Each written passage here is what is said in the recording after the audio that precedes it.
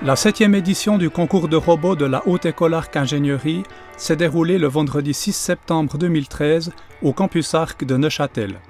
L'épreuve de vérité pour les étudiants terminant leur première année de formation dans les filières microtechniques et Industrial Design Engineering. Le but du projet P1, c'est de leur donner un projet pratique tout au long de l'année qui leur permette, de synthétiser toutes les connaissances qu'ils ont dans les cours, mais aussi dans les laboratoires de la première année. Notre module, c'est qu'il accélère comme il faut, mais après au freinage, il prend trop de temps. Donc on regarde avec l'oscilloscope la sortie du moteur pour voir d'où vient le problème. Le problème, c'est qu'il y a pas mal de possibilités de réglage, c'est assez vite complexe. En fait, on dérègle quelque chose, ça dérègle mille autres choses aussi. Réunis en 22 équipes de 3 ou 4, les étudiants avaient dû présenter à leurs professeurs les options choisies pour la conception de leur robot. Donc voilà, vous avez un aperçu des idées qu'on avait eues en début d'année.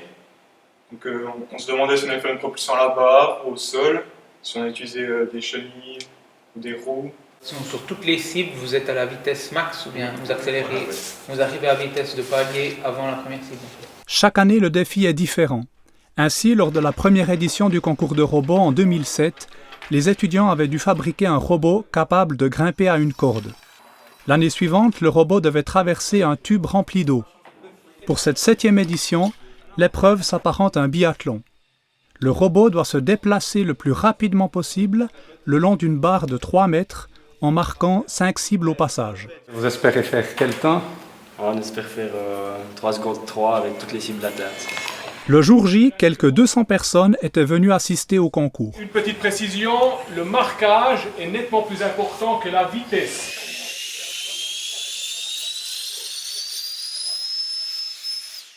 Au final, 16 des 22 robots ont réussi à marquer les 5 cibles, dont plusieurs dans des temps époustouflants.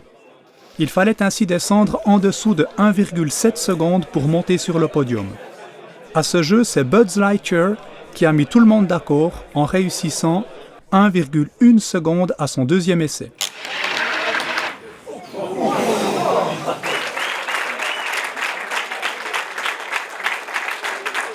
À peine cette édition terminée, les professeurs se retrouvent déjà pour déterminer le thème du concours de septembre 2014.